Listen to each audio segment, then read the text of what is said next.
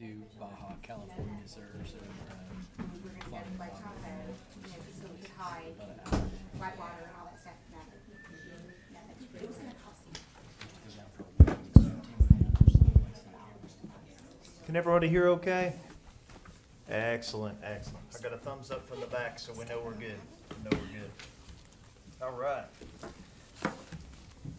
So it is that time. Go ahead and call the meeting to order. I'd like to welcome everybody to the June the 22nd Town Council mid-monthly meeting. We don't call those work sessions anymore because they're meetings, not work sessions, right, Cam? Yes, sir. But we still do work, but we do some work. Debatable.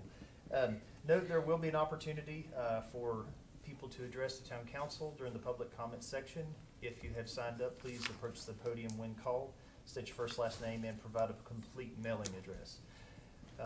Without further ado, Kim, would you please call the roll? Mr. Owens, Here. please let the record reflect that Mr. Anderson is absent from the meeting. Ms. Pillion, Here. Ms. Quetch, Here. and Mayor Webb. Here. Thank you, Kim. And now, we'd like to introduce the Pledge of Allegiance to our mid-monthly meeting. Vice Mayor Quetch, if you'd lead us. I pledge allegiance to the flag of the United States of America and to the republic for which it stands, one nation, under God, indivisible, with liberty and justice for all. Thank you, Vice Mayor Quetch. All right. That brings us to the approval of the agenda. Council, do we have any changes or additions or deletions we need to make to the agenda? No. I don't see anything, don't hear anything, so I would entertain a motion to approve the agenda as it is. I'll make that motion. Motion by Vice Mayor Quetch to approve the agenda. Do I have a second? Second. Second by Mr. Owens. Any discussion, council? Hearing none, Kim, if you'll please call the roll. Mr. Owens, Aye. Ms. Pillion, Aye. Ms. Quetch, Aye. and Mayor Webb. Aye. That brings us to public comments. Kim, do we have anybody signed up today? Yes, sir. All right. Nobody signed up for public comments, so we'll move right along to public hearings. And we don't have any on the agenda today. Nothing I've missed, right, Jim? Cam? Okay. Excellent. I don't have any proclamations, which brings us to new business, of which we have two. First is discussion regarding wastewater operations. Mr. Moran. Thank you, Mayor. I would say over a year ago, prior to the pandemic, I had some, under the previous council, there were some discussions about exploring the possibility of alternative service delivery with components of our town operations, and one in particular is one that's a very evolving and complex line of work is in wastewater operations, and there are many reasons for that. Number one, the technology, the environmental regulations that come along with the demand to make sure that we're in compliance with various regulations, federal and state regulatory requirements. And also the changing workforce that we have, and I think everybody's experiencing that now. We've had a lot of retirements over the last several years, and personnel-wise, wastewater is becoming to be a very challenging area to recruit employees.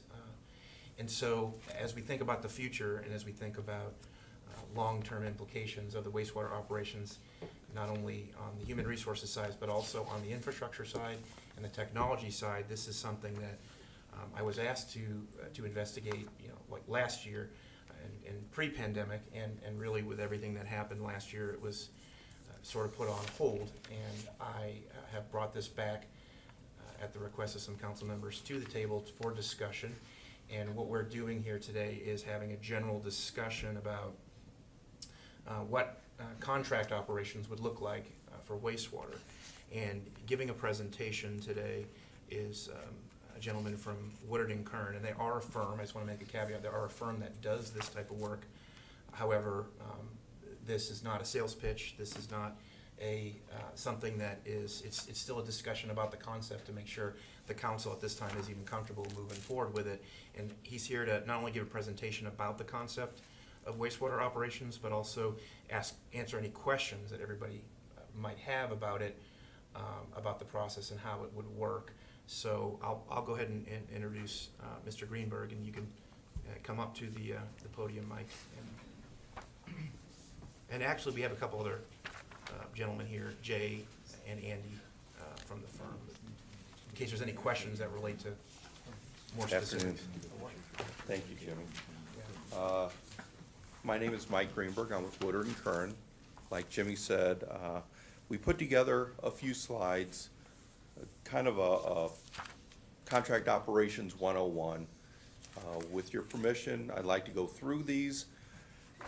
The purpose of these is to spark some dialogue, spark some questions. So please, anything comes to mind, feel free to interrupt me and we can have that discussion.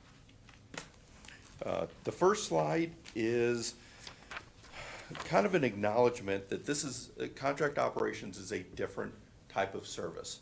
Unlike many of your contractors who come in, do their work, and leave, contract operations never leaves.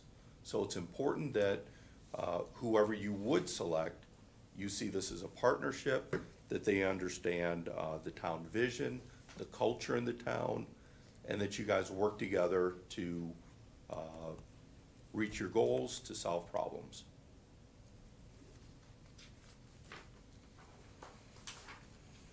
Why do people look to contract operations? First is you have a staff of 20, 22. A contract operations firm has a staff of hundreds, possibly thousands. With that comes a lot of resources, a lot of knowledge of technologies, a certain culture that can enhance the water, wastewater operations in many communities. So you get to take advantage of that expertise. You get to take advantage of, in many cases, they can help you find funding for capital projects. Just a lot of resources to complement and to assist your existing workforce. It also allows people like Jimmy to focus on other areas besides wastewater operations. Now, that doesn't mean that somebody like your town manager is out of the loop. We put together some very fancy monthly reports, so Jimmy's gonna know exactly what's going on out there. If he wants to have a meeting with whoever our project manager is on a monthly, weekly, daily basis, that's our job to accommodate. But it's up to Jimmy, John Dew, whomever we're reporting to determine what that dialogue is. They're not tied to wastewater. That's our job to execute. Put together a more resilient wastewater utility system. Like Jimmy said, regulations are changing. In many cases, infrastructure is getting old. You will, if you're like most communities, need to start investing in your treatment plant, in your collection system. We can make certain that that money is well spent. We can make certain that any grants that are available, the town takes advantage of. A contract operations firm can bring a lot of engineering expertise in many cases. Make certain that the money you spend on updating your infrastructure is money well spent. And then many contract operations firms can help you with budgeting. Typically, assuming there aren't unforeseen events, your budget's gonna be pretty consistent. If the community grows, it's gonna be pretty predictable what that's gonna do to the wastewater budget. There are a few less surprises with a contract operations firm. Most effective means for the town of Abington to remain on the leading edge of wastewater technology. Most wastewater contract operations firm will have a group whose sole job is to look at technologies. What technologies are out there?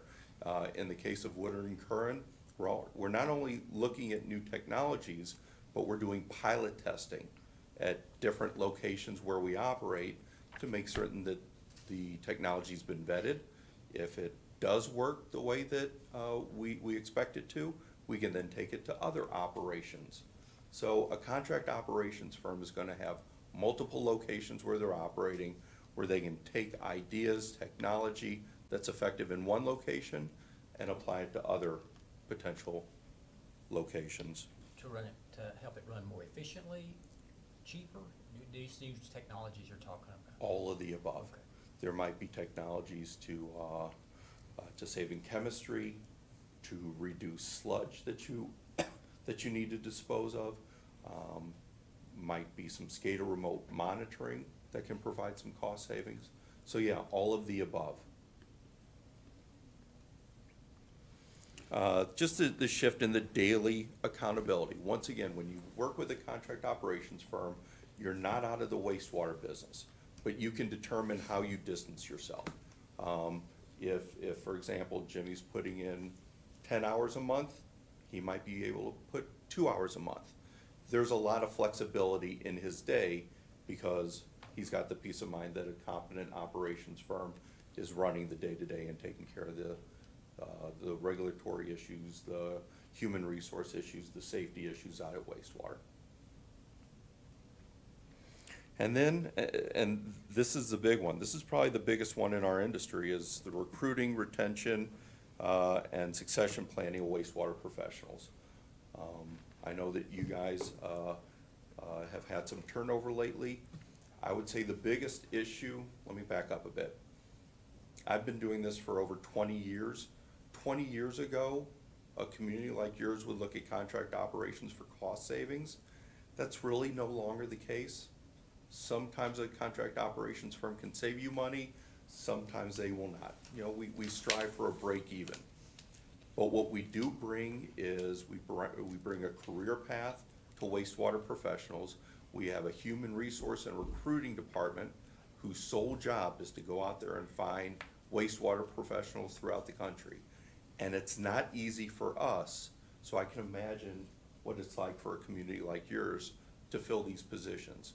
But once again, you're shifting that burden to a contract operations firm who has a lot more resources than many communities, such as the town of Abington.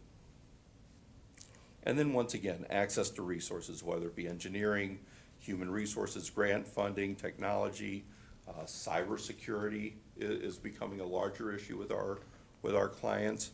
And obviously the most important one is safety.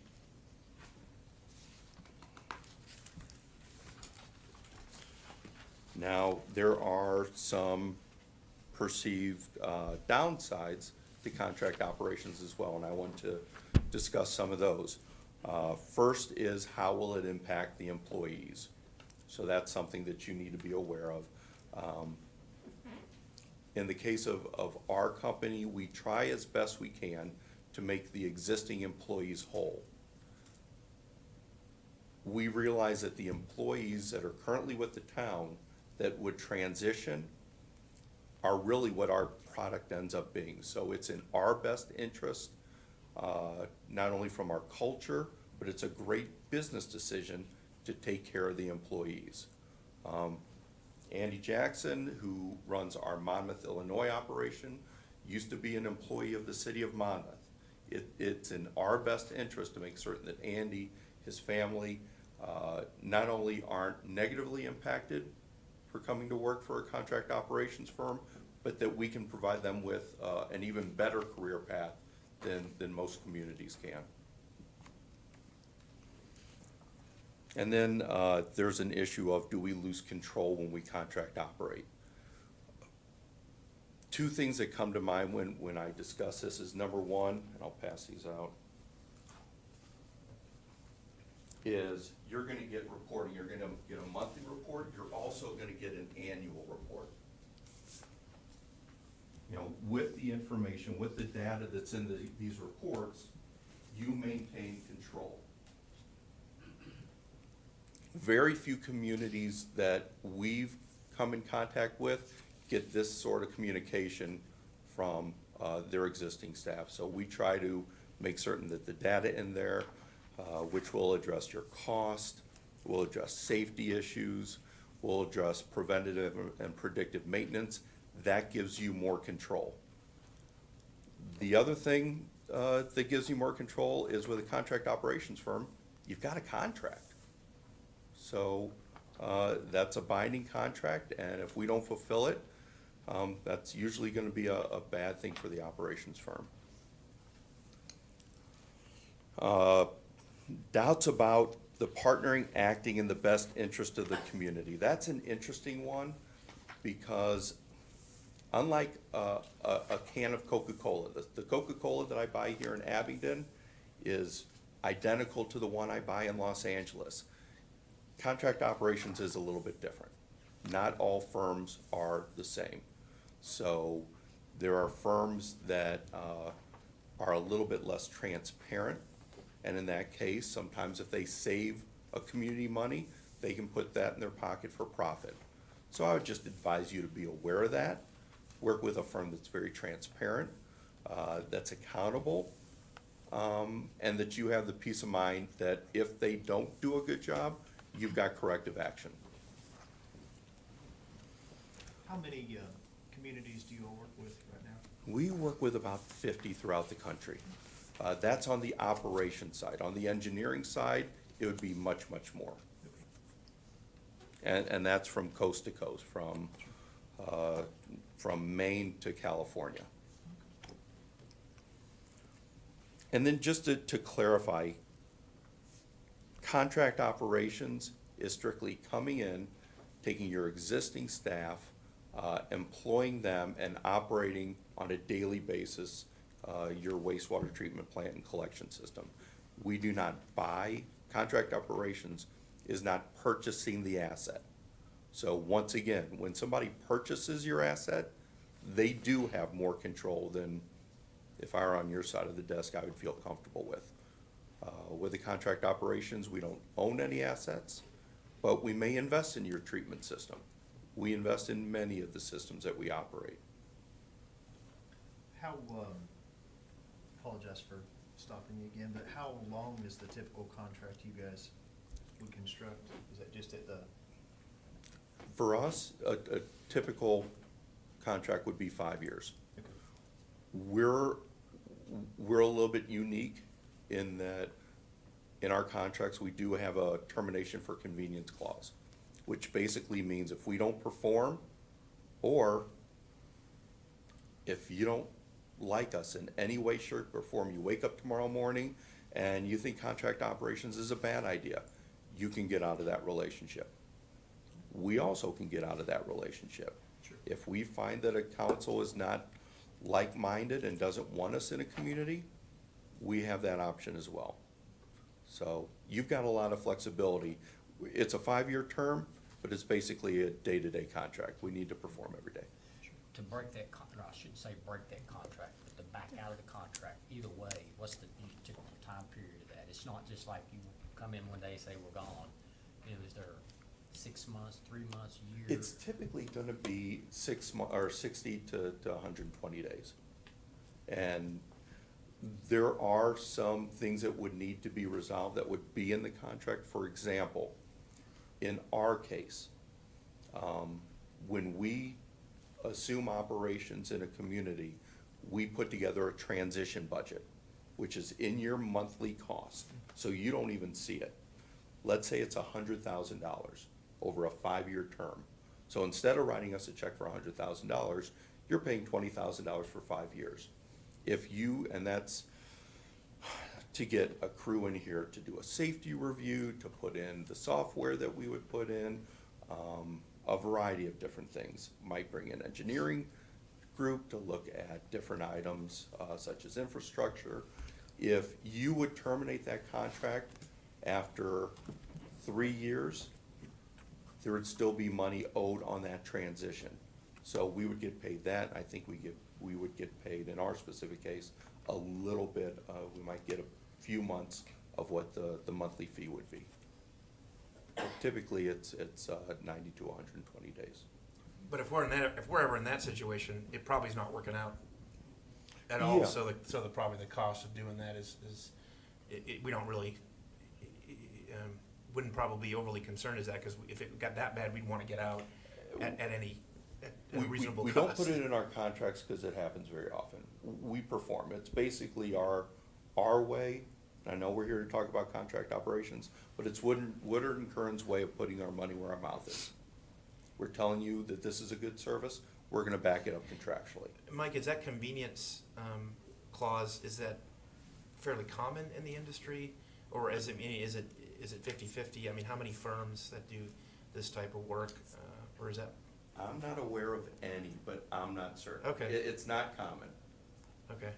And if it is common, it may be a community asking another Specifically- operations firm as opposed to what we're doing and saying, we're transparent. Or it might be something that was negotiated, but it might not be something that they offer at the Correct. table initially. Correct. Okay. Correct. I But I'm think- not aware of many that offered up. I think Mr. Owen's question was, it's not gonna be Friday, you say bye, and then Monday. Oh, the no, no, sewer no. plant is empty. No. And he's down there operating the sewer system, right? No, I'm not licensed, you can't do no that. no matter the situation, we're never gonna tarnish our reputation. We're still gonna leave a community in better shape than we got there. So, if it were to happen in the town of Abington, we're still gonna want you as a, excuse me, as a reference. Even if that reference is, they left. You know, were they professional on the way out? That's important. So no, and keep in mind, that's also negotiable. If you say 6 months, we'll work with you. We wanna make certain it's a smooth transition, and that everybody parts as friends. So all that would be part of a performance clause, so to speak, in the Yes. contract. Yes. And we're not putting it in there because we want you to execute that. Yeah. We're gonna do a good job for you. And the last bullet addresses just that, fear of failure and corrective actions. You should have corrective actions. If you hire somebody for 5 years and you just realize, you know what, this wasn't the right partner, you shouldn't be married to them for 5 years, in our opinion. So, when you talk about contract operations, in general terms, that should be in the back of your mind when you're negotiating with a firm. Hi, so Jay Sheehan from Woodard Kern, for the record. Since I'm the engineer, the nerd, as they like to call me, I'm gonna talk about the boring procurement stuff real quickly. So, partner selection process. Pretty simply, council can fill you in on this. The Commonwealth has very clear rules about procurement. So 2.2-4303 is the methods of procurement from the Code of Virginia. It's professional services shall be procured by competitive negotiation. So that's what this all looks like. But there's a lot of ways to do that. So we wanted to provide you with some thoughts as to the things you should be looking for in that competitive negotiation. The code does also say it's a minimum of 10 days, but that's pretty quick, you know, it's pretty quick. So we have we'd always recommend, 2 to 3 weeks to get the outside world to be able to respond to some type of request. It takes, we put our paperwork together and get it all in the right order, so 2 to 3 weeks is probably a good time frame, even though the minimum's 10 days. But qualification selection is the best method. And I'm gonna skip down to the cultural match. We really highly recommend you find a way to find a like-minded partner, because it's a partnership. There has to be a cultural match. They have to care about the people. They have to prove that to you. They have to prove that they're going to take care of the people, because they're your people.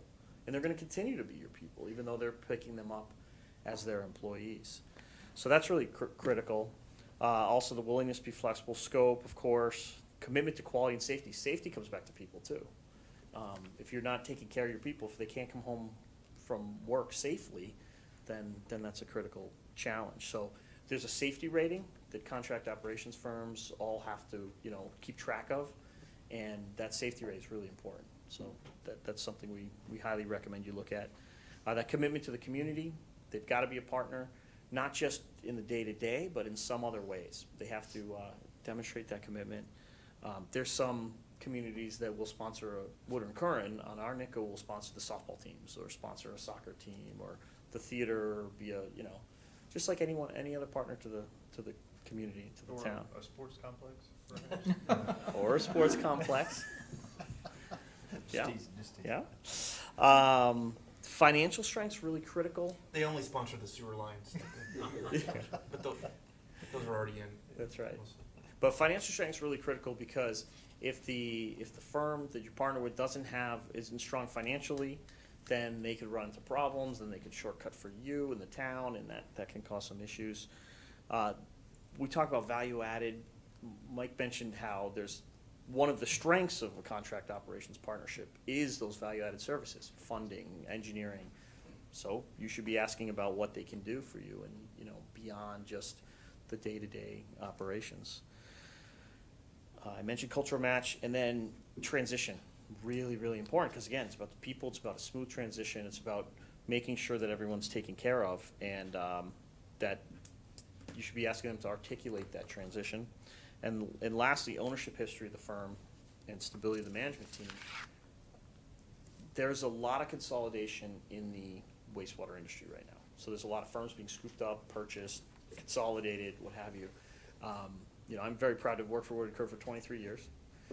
We started in 1979, so I haven't been there the whole time.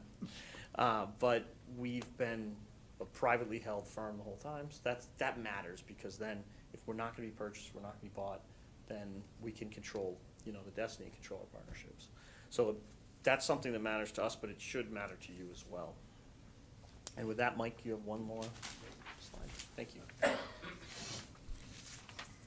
One of the most important things that you should look at when considering contract operations and selecting a partner is how are they going to take care of our employees? Those folks back there are what makes your current system successful. Are they being taken care of? And once again, like the Coke analogy, not all companies are alike. You just want to make certain you're dealing with a like-minded firm that realizes that folks like Mike and Sarita are what make a contract operations firm successful, the same way that Andy was an employee in the city of Monmouth 25 years ago. It's a long time ago. Andy's why Woodard and Kern is successful. We took care of Andy, we took care of Andy's crew, and because of that, we have continued to thrive as a company. As far as who a contract operations firm should report to and work with, a contract operations firm should have a lot of superiors, a lot of bosses. It should be your public works director, your town manager, your town council, and obviously the citizens. So we report to a lot of people. One reason why we personally put together these comprehensive reports, we feel like communication is the best way to maintain control, make certain that there's not conflict. If there's communication, there won't be conflict. Another thing you should do in selecting the right partner is to check references of similar sized communities. There are many in the contract operations business that are very, very big. There are many in the contract operations that are very, very small. If I were on your side of the desk, I would want to talk to references that are similar in size. Just find out how those projects were supported. You might even want to visit some communities and see how those plants are operated. You can talk to the city managers in those towns. You can talk to the council people and find out how that contract operations firm is performing. Are they doing everything that they told you they would do up front? You want to understand how the contract operations firm will transition the employees. Once again, we're back to the employee issue. That is paramount in a successful partnership. So you want to make certain that they're going to take care of the employees, make certain that all the employees' questions are answered during the transition. And it's a very, very stressful time for the employees. You want to make certain that the contract operations firm is sensitive, considerate, and putting resources into making certain there's a smooth transition. Other qualities to look for, and I can't stress enough this first bullet, stability and ownership. Andy and I have both worked for multiple contract operations firms, and each time a contract operations firm is sold, the level of service to the communities where they operate goes down. Andy and I have seen that. And here's a little bit of a sales pitch. Woodard and Kern has never been bought or sold. We're privately held. I can't think of a scenario where we would be bought or sold. So that stability means that our service is gonna stay consistent. And then transparency and flexibility. You wanna partner with somebody who's very transparent with everything, whether it be their cost, how they handle maintenance or repair, what technologies they're looking at. You should know everything that's going on out there, and they should share that information. And once again, you want to deal with a firm that's vested in the culture of the town of Abington and in your success, not only today, but makes any sort of challenges to the future a little bit smoother. And with that, hopefully we've stimulated some questions. First, I want to clarify with our employees and the people that are watching on YouTube that what we're exploring here has no reflection whatsoever on their work performance. We think you guys are doing a great job. We also recognize, though, that at times our resources are limited for capital projects, and also staff is shorthanded at times, and I feel like we're at this point right now. So we're exploring if this is going to be better for the town, but a good thing for you guys too. Doesn't mean that we're going to do this. So I just want to make clear that this is not a reflection of your job performance whatsoever. You know, we're just trying to hopefully make things better, you know, with that. Another thing that, as far as a contract company, I have contracted myself out to different states for my services before, and they always hold me at a higher standard than what they hold their own, you know, state employees at. And I'm assuming you guys are probably held at a higher standard from the other municipalities in the past than what the municipalities held their own employees. Is Sure. that sure? Oh, yeah, okay. If I clean my house, I'm gonna hold myself to a lower standard than if I hire a cleaning company and I'm paying them. So, yeah, you should hold a contract operations firm to a higher standard. We mentioned looking at different technologies. After 12 months, I think it's a fair question to say, contract operations firm, what technologies have you looked at? You know, well, we've looked at this technology in this plant, we think it could apply in the town of Abington. So it's very fair to hold them to a higher standard. You also want to be realistic. Keep in mind, our service are people, and people, we try to develop a culture where people enjoy their work, take pride in what they do, but people are flawed and we make mistakes. And, you know, not only do I want you to judge a contract operations firm by how they perform, but also how they handle things when things don't go well. I'm assuming if we move forward, continue to move forward with this, before we make any forlorn conclusion as far as our employees, they can compare benefits and benefit package, so to speak, to make sure that they're doing better, as good or better. Is that? Sure. So Andy Jackson is our project manager in the town of Monmouth, Illinois. Monmouth is a community about the same size as the town of Abington, so Andy can speak on some of those. Andy's lived through it. Sure, I'm more than happy to. I am not the President of the United States yet. I wasn't born in Tennessee. Anyway, as to transition, which I know is very emotional, or can be, as I lived through it, a 7-year municipal employee that was, again, through a variety of different reasons, the city of Monmouth chose to look into contract operations, and going through that whole process was, I'm not gonna lie to you, it was stressful for me, as far as where I was at in my career, knowing I had a pretty solid municipal career ahead of me, if I wanted to, continue that path, versus going to work for a private company who, again, is gonna work on a contract with a timetable. And maybe it works out, maybe it doesn't, so what happens to Andy if it doesn't? And again, looking back on it 30 years ago, I was a young father, young husband, wife, family, the whole thing. And to go through that made me a better person, kind of opened my mind up to looking at it from contractually, why are these people here? If this was such a bad idea for the community and the city that I lived in all my life and is still home today, they really wouldn't be in business if contract operations wasn't a good deal. And I won't say, I guess, after looking at it throughout my career and visiting other communities throughout the Midwest and somewhat across the country, it's not for everybody. You kind of got to decide that on your own, why you want to do it,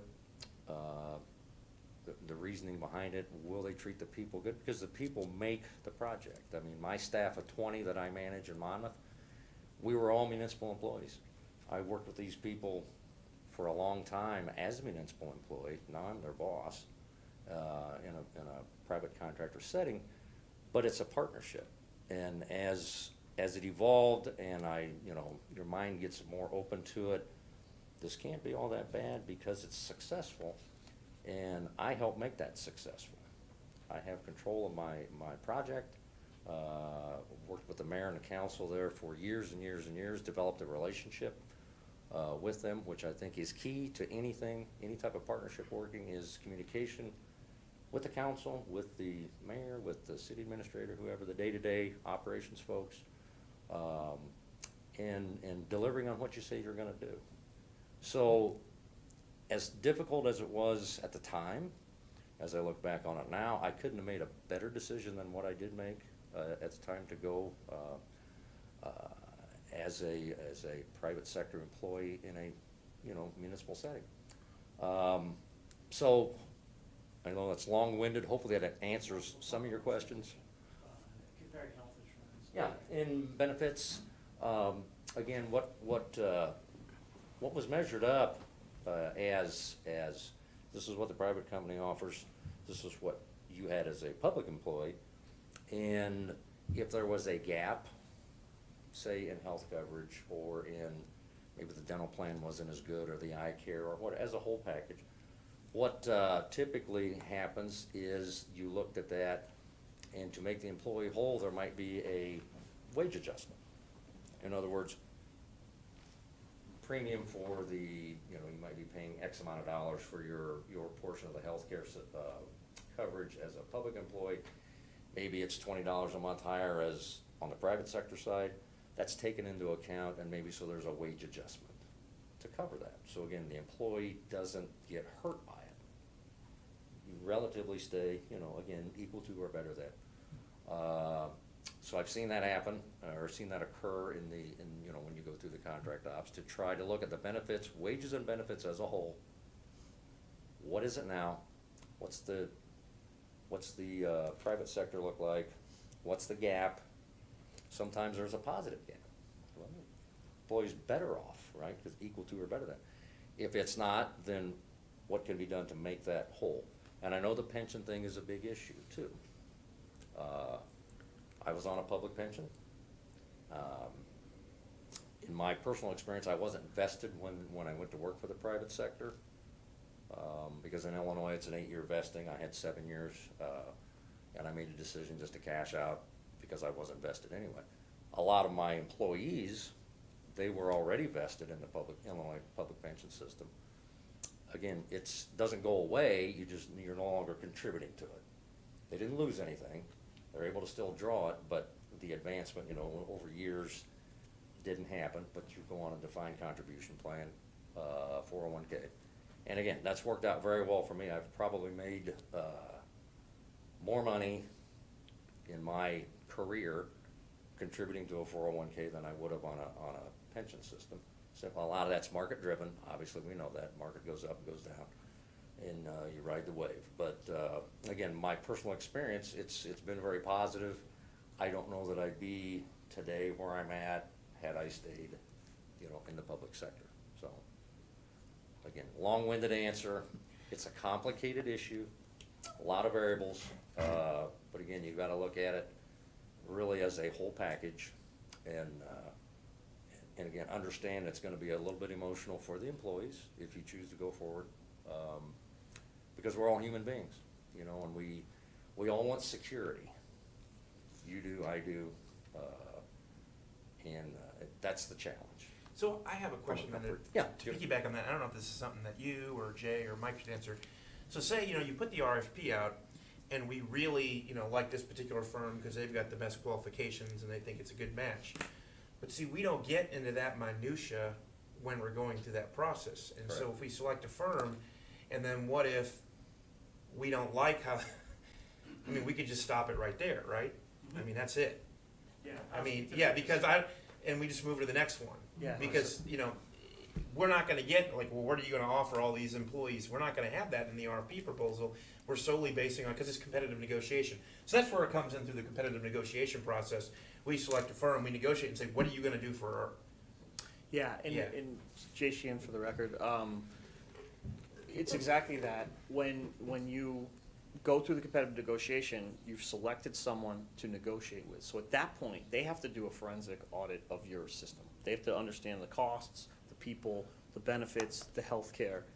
They're not getting into that in the proposal phase, so you're not providing all that information in the qualification phase. Once that happens, that's all hands on deck to get there. That's when we highly recommend, you really need the employees, you need to give access to the employees so that firm can start to really educate and work with the employees to make sure that they're made whole. so we're talking, I mean, this could take several months. Oh, If you select absolutely. a- Absolutely. If you select a firm and say, well, this is the firm that we would like to negotiate with, you sit down with them, I mean, and that transition period could be, 90 days. Absolutely, and if it doesn't Okay. work, then you go to the next person on the list, and you can continue the conversation, or you can decide that it just isn't for the town. Have you ever had a municipality that you did your due diligence and said, nah, we're out? I can't During think that of one. process, you mean? Yeah. I don't think so. Not that I'm aware. I'm not aware of one. I think usually it gets, that fear that Andy felt and that all employees, all humans feel, starts to dissipate once you get the information. Once you see when you're comparing health benefits to health benefits and, I mean, as far as you go, have you ever done your Oh. due diligence and said, we don't like what we're We seeing? can't help you. with Have we that. ever been number 2 and become number 1 in the number 2 business? Not that not that I'm aware. Yeah, I'm not aware. Not that I'm aware, and back to the employee issue, we've done this so many times, and we've dealt with communities with pensions, and we know we're never gonna get to an apples to apples comparison, but we're pretty good as best we can to be considerate and make the employees as whole as we possibly can without being a detriment to the town. So how it works generally is what he said. You send out a request, you get responses, we'll have criteria by which you will rank, and we've gone through this in many other instances. And then you pick somebody who's the top, and then you negotiate with that person, and then you reach a contract of many of the elements that we talked about today. And if you can't reach a contract, then you say, thanks, we'll move on to the next one and see if we can enter into a contract that would cover all those aspects in the agreement. It's not, we bid $100,000, you're picked and there's nothing else talked about. It's, that will be a formal agreement, and that is part of the whole process. Engineering question. Traditionally, say, and I don't know the right language to use with this, say if we have EPA comes in and says, oh man, we're gonna fine you, a truckload of money.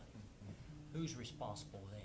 I mean, who pays that? You guys or us, or is it you? How does that work? Good question, really good question. So, Jay Sheehan for the record. Depends on the contract, of course, and that's the If it's something that was definitely caused by us, there's no question. If it's something that's, you know, if the plant just couldn't handle, you know, a superstorm, we, you know, it's something that we have to talk about, and it's probably the town's responsibility. Yeah, in the contract, we're gonna work with you to rate the capacity of your treatment plant. So that will be in the contract. We might ask for 60, 90 days to get a better understanding and to rate your plant.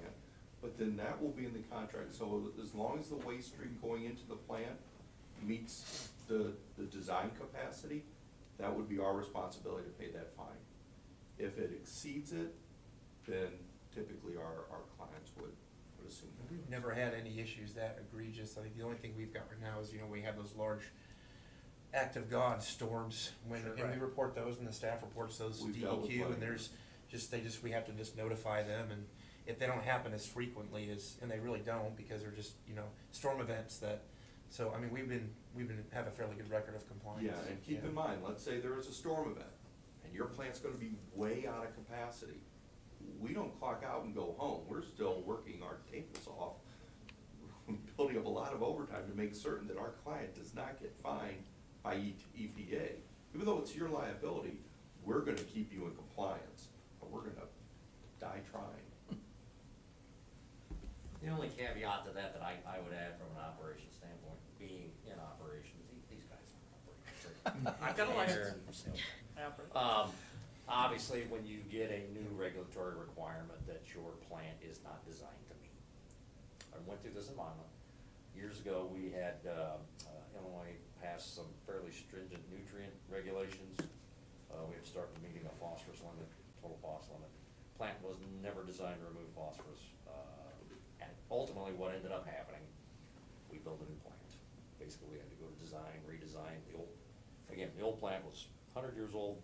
In places, it was in a part of town that had grown around it. Of course, people used to say, I can't believe they built this wastewater plant right in the middle of this brand-new housing development. Wait a minute. The plaque says 1929.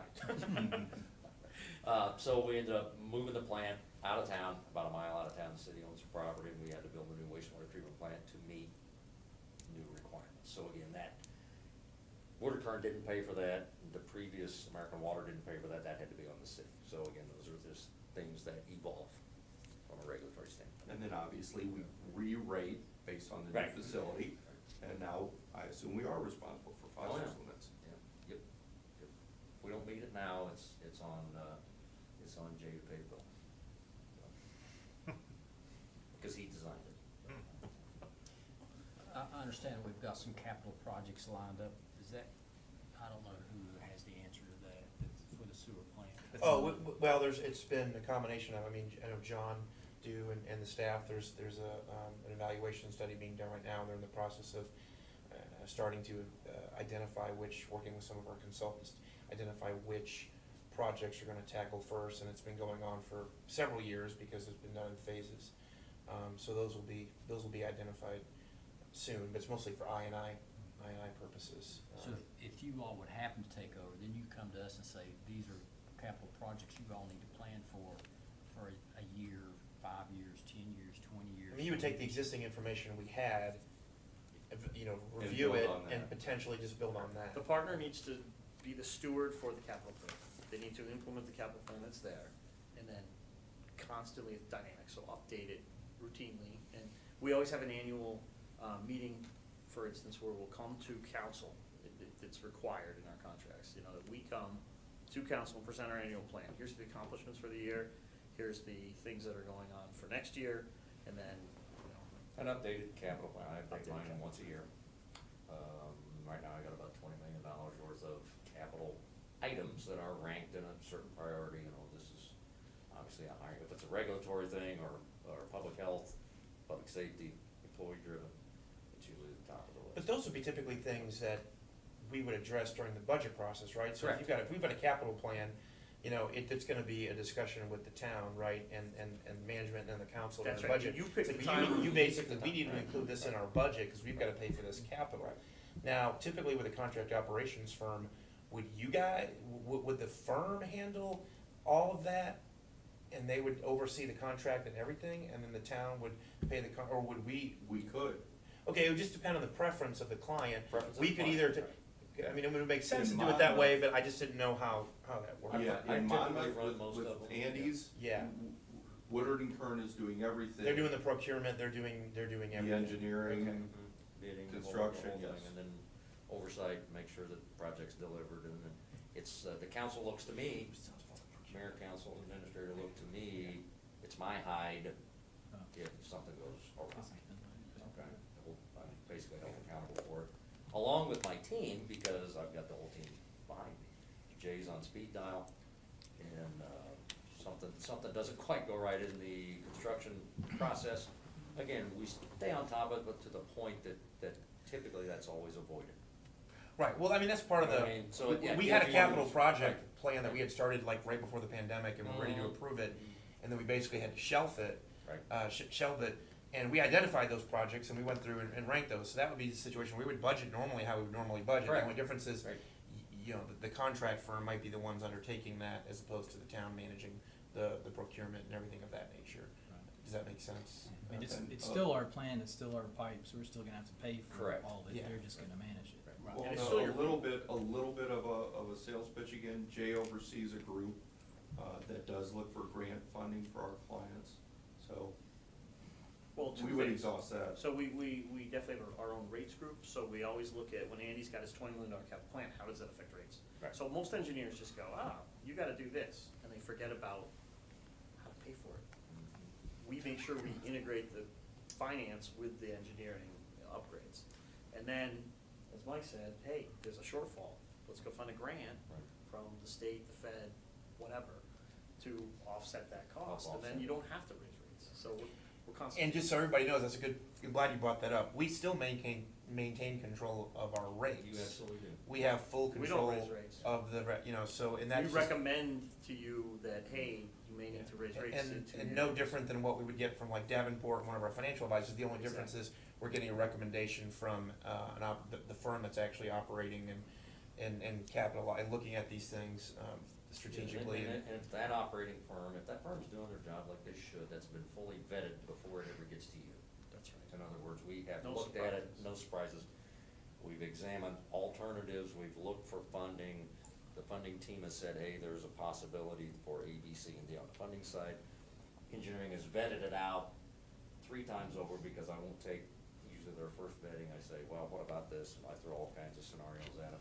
So it's a fully vetted thing as a package, delivered to you to say, okay, here's what we've come up with as our best alternative. Our meaning cities and the operating firm. And that's how it works the best, because whatever you build, the operating firm's gonna operate. Partnership sounds corny. But that's exactly but what it is. Yeah. That's exactly what it is. We don't leave our communities, we're there 24/7.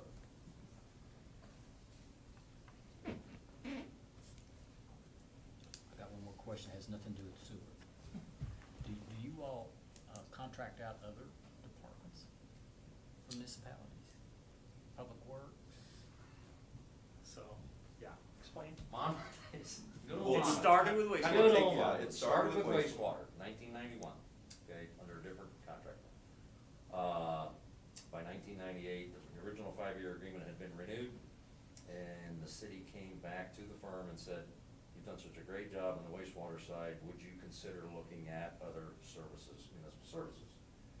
Obviously, they said yes. About 9 months after that, again, a very thorough vetting process on the entire contract operations of the entire public works department. So, the city signed a 10-year agreement, passed council unanimously. It started in 1998. In 2008, it was renewed for 5 years. Then that's when the acquisition, again, I'm really getting off base a little bit, but American Water ended up acquiring EMC.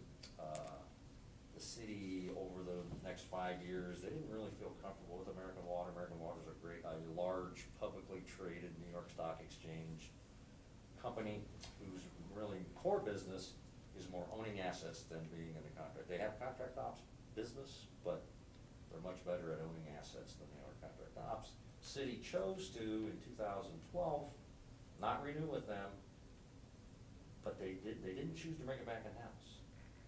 They, again, I think it's important that Monmouth had experienced contract operations for a lot of years, successful contract operations. City council had no interest in bringing all that back in-house. They simply wanted to find a different vendor, different provider of those services. More like the original provider they had, which was a family-owned, small, light-on-their-feet business, a la Woodard Kern, although the family-owned isn't quite right now with us, but, again, they kept with the concept because it worked.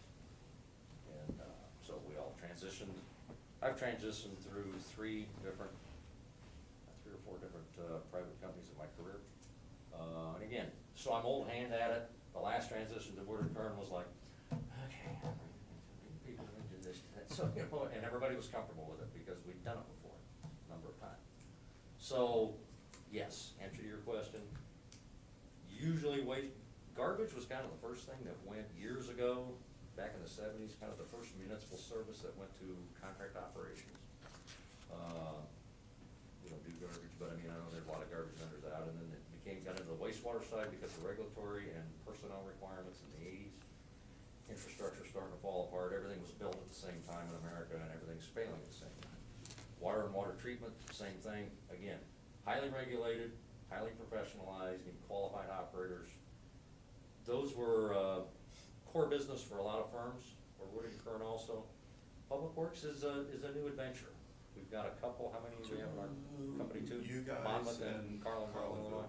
So out of our 50, there's 2. Yeah, there's two. Football leagues. So- It's not that common. It's available, you know, in other words. The reason why I asked the question is, this is all new to me. Sure. You know, I've not been on the council for a year, and so now that I've started off with, you know, this sewer, I've started talking to the other counties and other municipalities, and there's a lot of people out there that contract, and they said, well, we contracted out our this, and this.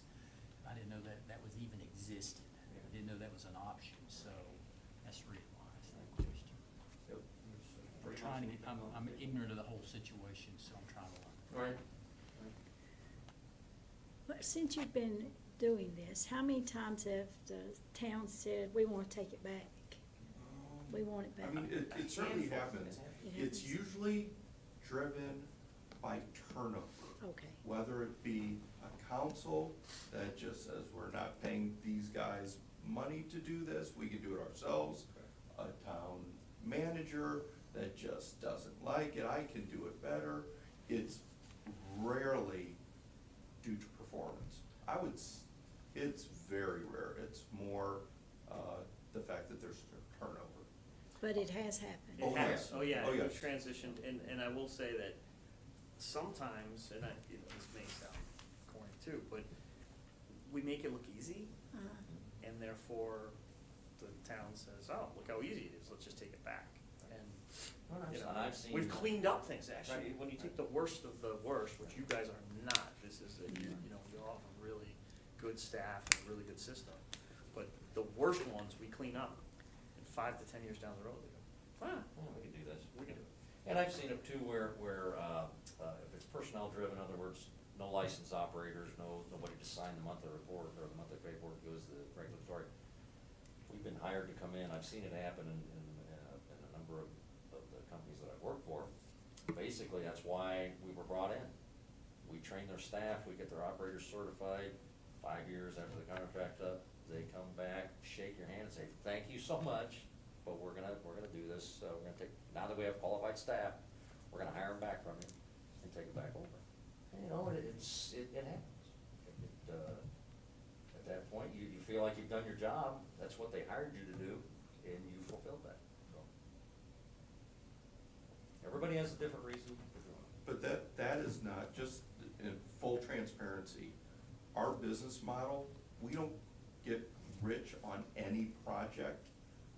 But if we do a good job, and we're in the town of Abington for 25, 30 years, that's our business model. Being here for 5 years, underperforming on your expectations, we're not gonna make a whole lot of money, and we're a for-profit organization. We're gonna be here for 35, 40 years, and that's how we're successful. Well, I'm a firm believer that you have to make money, and you're no good to us if you're not making money. Right. So, That's why it's a partnership. That's But you why it's know a what? partnership. One day, Donna, you may choose not to run for office, and the person that fills that chair might feel, how are these guys making money Right. by operating my system? And then that's how a breakup Whatever their margin is. could can I- potentially happen. Can I keep that, you know, if the taxpayers are paying it or the ratepayers are paying it? But I can also say, you know, there is a situation, the way I understand it, where we had a great relationship with the town manager, new town manager came in and was not very professional towards the person in the community running our project, and we disqualified ourselves. This was, We fired the client. we fired the client, and this wasn't one episode or two. This was 6 months to a year of a guy who we think very, very highly of, who's important to our organization, being mistreated. We're gonna work with our client, we're gonna explain everything, why we did certain things, we're gonna try to correct anything where we may have dropped the ball. But if you're still treating our employee, our employee as in an unprofessional manager, we might fire a community. We have, once again, we've told you this a lot, our employees are more important to us than anybody. So, somebody had asked me, I can't remember who, but, you know, is this done around the area? And I haven't done, extensive research throughout the, you know, in the entire state but I do know that Bristol, Tennessee has contract operations, with their wastewater, operation. So it's something that's not uncommon in municipal government and probably becoming more common as the industry. It's really the labor has- workforce. It's forcing. Yeah. There's just not as much, you know, availability of talent in the workforce, so as a private company, we have recruiters, we have full-time, you know, that's not the job of a normal wastewater staff. They're not recruiting, but our. Yeah, we you know, kind of have scramble these and we recruit when Right. we lose somebody. Right. And now, you know, there's just the workforce It's a shrinking in general, It's our right greatest now, challenge. it's happening everywhere. Yeah. And And I can give you an example, I have my water superintendent, he'd been with me 30 years. Properly certified drinking water in Illinois, whatever, at Monmouth facility. Announced a year ago he's gonna retire. And at that point, I called recruiting, my folks at HR and recruiting department said, look, here's what I need. I need an individual who has a Illinois Class A water license, et cetera, et cetera, et cetera. What's our time frame? I said, well, we got about 9 months to find it, because I wanna get someone on board, whoever he, she is, to transition before my superintendent retires, so that there's some familiarity. And we were able to, I would've never found this individual if I had to do it. Just wouldn't. And recruiting was able to find several good candidates, interviewed, went through the process. Obviously, there's a relocation situation, because not everybody wants to live in Monmouth, Illinois. I don't know why, it's very close. Again, yeah, if the city hadn't tried to do that, or myself, I don't know if we'd ever pulled it off, but we ended up with a very qualified, experienced, properly certified individual. Slid right in, had about 6 weeks of training with the existing superintendent before he retired, kind of, you know, here's how things work here, and so on and so forth, and it's been very seamless. I didn't have to lose a lot of sleep over, or stress out about, who am I gonna get? You know, I need a. But our recruiting and our HR department, I promise you, they were stressed. They stressed. It's the greatest challenge in our industry, by far. Thank you guys for letting us ask questions. I'm sure there'll be a lot more whenever we digest this. I'll hand out some business cards. Thank you. and- We appreciate the opportunity to talk to you. Thank you. Thank you. Thank you. Nice to meet you. Thank you. I don't know if you guys would want me to send you one of these reports electronically. Yeah, why don't you share one of those with Jimmy, and that way we can all have access to it. Absolutely. Thank you. I've got your card. Thanks, sir.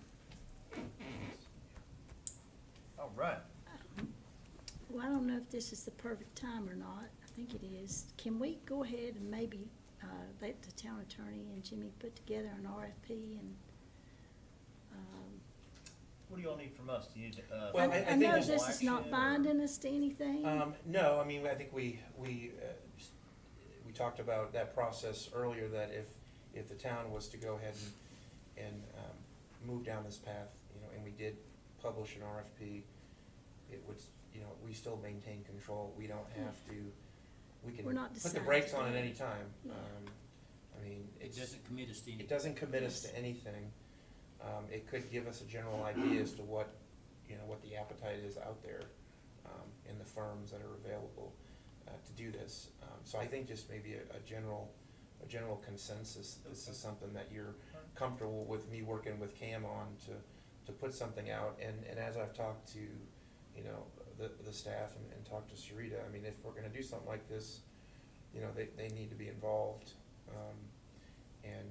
It's certainly a huge change if we do it, but we, like the folks said, I mean, the employees are the most, you know, valuable resource. Without the employees, you know, we don't have a department, so there's certainly gonna be some steps that, you know, I'm gonna need to take and talk to Sarita and their staff about what it may or, you know, what it may look like, but there is gonna be a period where there's gonna be some uncertainty if we have this out there. But I think it's something that we could put out there in the early part of July, if we're able to. so you just need a consensus? I think just a consensus is fine. Are you okay with that? Is everybody okay Yeah. with them at least exploring With the this opportunities input, yeah, I out mean, there? I think the idea is just to put something, I mean, we have a fairly standard, you know, procurement code driven RFP. It would be very similar to other professional service contracts that we do, and we've got the ability to put something out relatively soon. Like I said, this will just be something that we when we put it out, we just communicate, and I'll communicate with staff and say this is what we're looking at, and I just, you know, there'll be some uncertainty, but we'll talk through it, and rest assured that everybody, you know, nothing is completely done until everything's been properly vetted, and the council's comfortable with everything. Yeah. Well, it sounds like you've got Okay. the consensus of the council All right, to move I'll work forward, with so. Sam on that. Yep. All right. Excellent.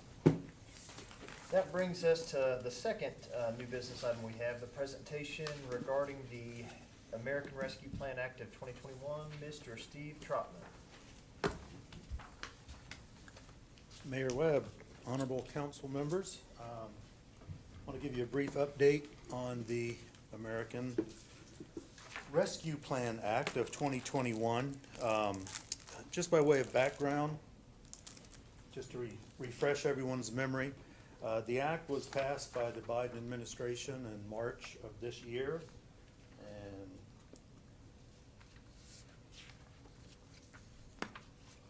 advance. It's not working. There we go. The legislation was passed in March of this year. The total package was $1.9 trillion. That's an awful lot of zeros, but federal government knows what it's doing. The states were allocated in this piece of legislation $195 billion. Counties throughout the country was $65 billion. Metro cities, $4.5 billion. And then non-entitlement units of government, which is what Abington is considered.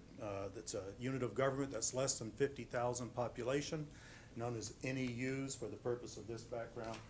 They were allocated $19.5 billion. For the NEUs, unlike some of the other jurisdictions and municipalities, the award or the allocation to an NEU could not exceed 75% of their budget that was in place as of January 20th or 27th of 2020 at the start of the pandemic. So based on some calculations, our budget does not exceed that limitation. For the Virginia allocation, Virginia, the state itself is receiving about $4.3 billion. The counties throughout the state was 1.6, a little over $1.6 billion. Metro cities, that would be those municipalities with populations in excess of 50,000. They were allocated $618 million in the NEUs, again, of which Abington is a member of that NEU group, $633 million, give or take. With those numbers, even $1 million is a rounding error. Next slide, please. So the Abington allocation is the NEUs, they looked at all of the NEU populations in the state, and they took the Abington population as of 2019 was the census numbers that they used. So based on our population of just shy of 8,000 and the total NEU population in the state of about 630, the award for Virginia NEUs of 633 million. Doing that calculation, Abington is will be the recipient of $8.1 million from the federal government as part of the ARPA Act. It's a lot of money. It will be allocated to us in 2 separate tranches. The first within the next few weeks. The second half, slightly more than $4 million, should be allocated to us next June. So there have been a lot of, I understand there's been a lot of questions and rumors and speculation by folks in town. I was out on Saturday for the grand opening down on Court Street, and a couple of folks had asked me about, where's the money? Heard we got all this money. The county got their money. The allocation of the money was different for NEUs versus states, counties, and metro cities. The Treasury made a portal available back in early May for states, counties, and metro cities to request their allocation directly from the U.S. Treasury, okay? So the county probably already has all their money. I know a number of metro cities in the state already have their money. They went through that portal and requested it. NEUs are allocated their money through the state. We're still a direct recipient as far as the U.S. Treasury is concerned, but the money had to flow through the state. The state has 30 days to distribute it to all the NEUs after they receive the money. We heard from the state accounting office, I guess it was on June 8th. We got the notice from them that they had received their funds on May 28th. They were doing everything they possibly could to make sure that that money was going to be distributed to the NEUs within that 30-day window, which would put us at June 28th, next Monday.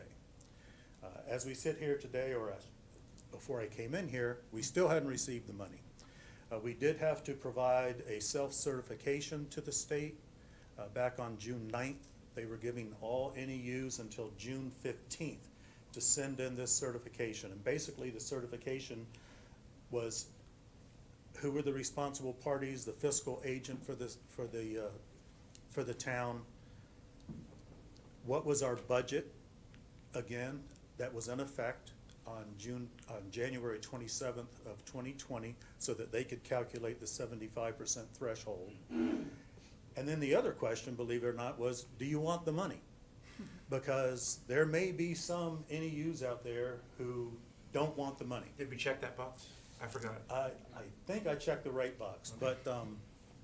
But that is an important question for them to ask, because if for whatever reason there is a NEU in the state that doesn't want their share of the pie, their piece of the pie goes back to the state, and then the state reallocates it back to the remaining NEUs that do want the money, again, as long as it doesn't exceed the 75% threshold. So anyway, based on the calculations from the Treasury, based on the state, the $8.1 million is, will be awarded to Abington.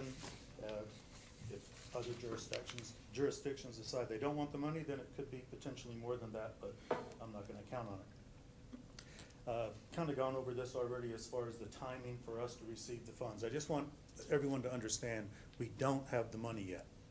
And it's coming, should be here within a week. You may recall that with the CARES Act, we received our money as an allocation from the county, Washington County. And when we used the CARES Act money, we had to report back to the county how we were using it. It had to be based on eligible uses for COVID mitigation. And so all of our reporting was back to the county. In this case, we are gonna have to actually report straight to the US Treasury, not even to the state. The only thing the state is gonna need is, we will have to provide them a copy of our adopted budget so that they can verify the 75% threshold. But other than that, all of our periodic reporting is gonna be to the US Treasury. We still don't have explicit guidance yet on what all is gonna be involved in that. But obviously, one of the main things is to make sure that we're using the money as it was intended by Congress. And so there are some eligible uses that we need to be aware of. Next slide. A little bit of Treasury guidance. This is retroactive back to March 3rd as far as any expenses that we are able to identify, particularly with COVID mitigation issues. The funds are good until December 31st of 2024. That's the date that we can actually incur the expense. The guidance allows us 2 additional years to actually spend the money. So that means if we have a large capital project, we can sign the contracts, get these things teed up. As long as they're teed up prior to December 31st of 2024, we're good. And then we have until December 31st of 2026 to actually spend the money. We can't spend the money on pensions. We can't put it into, pension funds or anything like that. We cannot use the money for debt service, interest payment, or principal payment on bonds or any other debt service. That being said, we all know that our fiscal resources are fungible. So what we don't have to spend over here because it is an eligible use of money, then we will have resources available for other expenditures. So we just can't have an explicit use of this money for the ineligible portions. Next slide. Eligible uses, basically 4 main categories for eligible uses. The first, COVID-19 mitigation. Right now, as we're all very, very grateful, we're hopefully on the tail end of the pandemic. Pray that we won't have another wave. But that being said, there's still things that the town can do to make sure that we mitigate the potential spread of the COVID-19 or any other virus that may come down the path in the future. But there's the COVID-19 mitigation and negative economic impact. That's the first category of eligible use. Second is premium pay for eligible workers. C, for government services, any of our government services that we normally perform to the extent that we can justify it by the lost revenue. And I'll talk about that in just a moment on how we calculate that. And then D, which is very important to us, is our investments in water, sewer, and broadband infrastructure. And as we all know, we've had a number of capital projects that had to be deferred because of the pandemic and lack of resources. This will give us the opportunity to go back and And that does, reinvest just some of clarify, that does include stormwater. And it does include stormwater. That has been verified with a number of other municipalities and questions to the Treasury.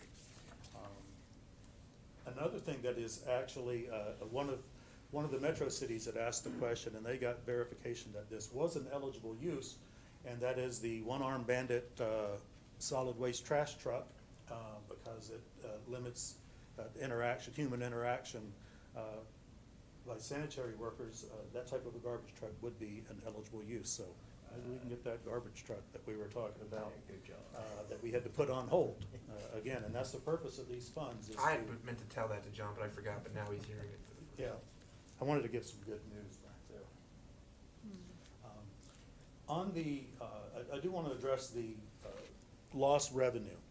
The way the Treasury's provided guidance on that, we can go to the next slide, please. Well, I guess I got a little bit ahead of myself. We'll get to that in just a moment. On the COVID-19 eligible expenses, you'll see a list here of different things.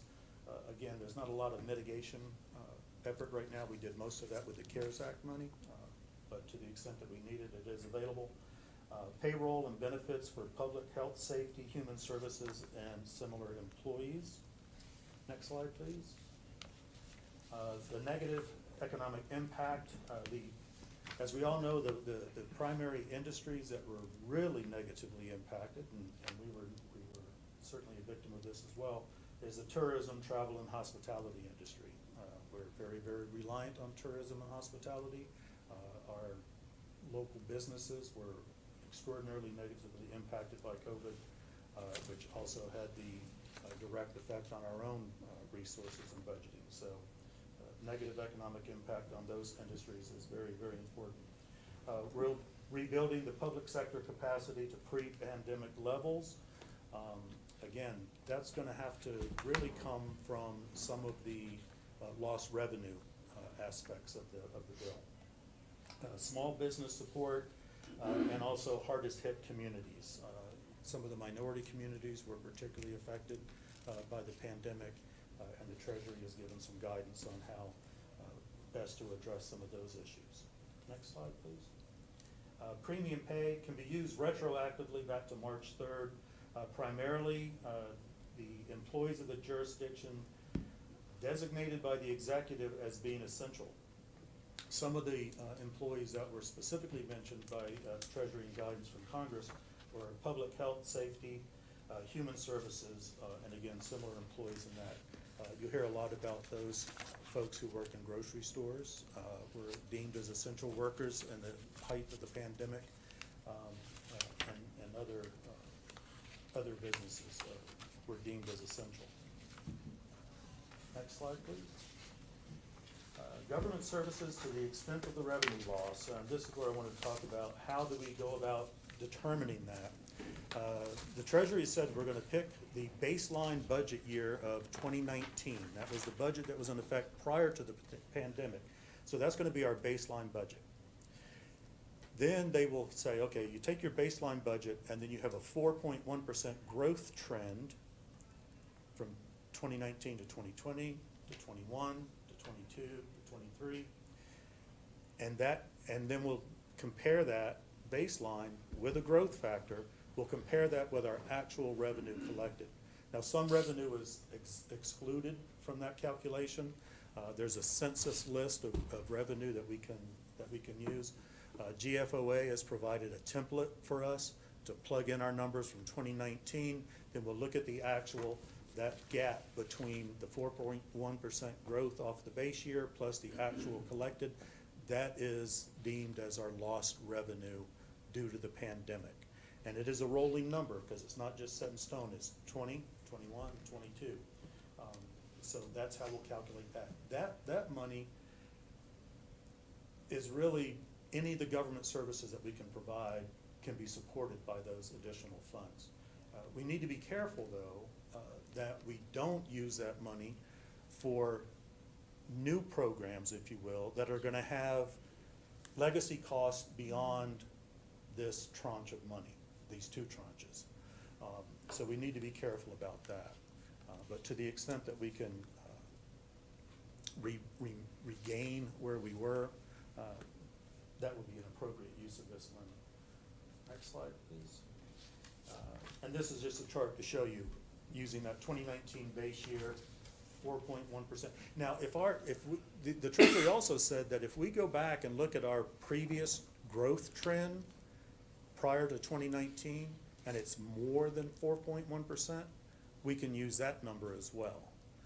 But just eyeballing some of our previous budgets, I don't think we're going to exceed that. And so I think 4.1% growth is to our benefit to use that as the proxy versus calculating an actual trend in the past. Next slide, please. Again, I've pretty much gone over this already, for government services. Just to reiterate, principal or interest on debt service is not allowed. And also, again, keeping in mind that all resources are fungible. We can't explicitly fund a budget stabilization fund nor our reserves. But if we can use our money in other ways, it'll allow us to continue to work on that path, because we did budget, both the budget stabilization, and we do have our floor of $5 million for the general fund that we want to make sure that we can maintain. Next slide, please. And this is the big one, investments in water, sewer, and broadband. And again, as the town manager noted, that does include stormwater, which will help us tremendously with flood mitigation issues on East Main Street. This is really a great opportunity for us to address that issue, and that would be eligible use of this money. That's a long drawn-out process, obviously, so we'd really want to be deliberate and judicious in our evaluation of when we get started. But as long as we have the project underway by December 31st of 2024, we can expend the resources to complete that project as late as 2026. This should be priority to me. Yeah, I sure hope so. It'd be nice to not have to get a canoe out to go Yeah, down that's right. East Main. And then broadband infrastructure, talking to Floyd and others, this may be more of a partnership with other jurisdictions to make sure that broadband is available. I think Abington is very fortunate that we do have very good high-speed internet access for, I would say, I guess, the entire town population. Is the entire town served by broadband? There are pockets that are not, but yeah, very small. Okay. Is it because of topography? Yeah. Okay. And where topography is an issue, or you can't do landline internet fiber, satellite is included in this. You know, to the extent that we would partner with Point Broadband or someone else to deploy that, we can certainly take a look at that. Next slide, please.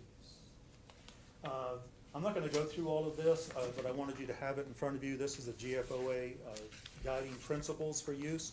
Bottom line is, and they stress this a number of times, and we've talked about this before, this is a once-in-a-lifetime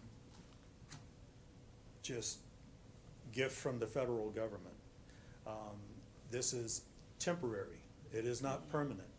And so to the extent that we use these resources for capital improvement, long-term assets, things of that nature, that's really what we need to focus on.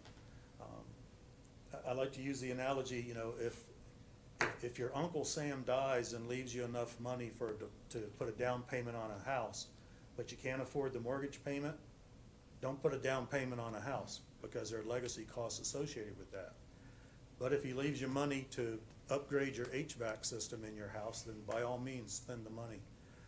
So we just need to be very, very judicious about how we look at you know, this once-in-a-lifetime opportunity. Any questions? I know we'll be discussing this in more detail during the retreat after we actually have the money. Oh, I did want to point out that we will be establishing a separate fund within our budget process so that we can segregate these monies separate from the general fund. And as the general, all the expenses will come out of the general fund, but we'll replace it with a cost recovery transfer. It'll make it a lot easier for us to track the monies and the expenses for reporting back to the U.S. Treasury. And I will let you know as soon as the money arrives in our bank account. Steve, you always do a great presentation. Thank you. Yes. This was really good. Thank you. I appreciate you making it easy to understand for those of us who are not financial whizzes. Okay. Well, I'm happy to answer any questions. Stop by my office anytime or give me a holler. Thank you. Thank you. All right. That brings us to resolutions we have none, ordinances we have none. Don't think we have any unfinished business. Do we have any communication from the town manager? Just that I gave a report, I think at the last meeting, and just doing an initial review of some of the receipts that have come in for the meals and lodging and taxes, and it looks like the trend is still maintaining, and that we are still in a good position for recovery. So at this point, I think that's the only thing I would probably need to report on, unless there's any questions that anybody has about anything else that's going on. Not right now. Okay. All right. And we'll be able to provide I think, a really good update at the end of the fiscal year. So hopefully the first meeting in July can give us some concrete year-end numbers on some of those revenue streams, and I'll get with Steve and we'll come up with something, so. Excellent. Great. What about council member reports? Do we have any? All right. Don't have a closed session, so that brings us to the end of the meeting, and we are adjourned. Thank you. Thank you.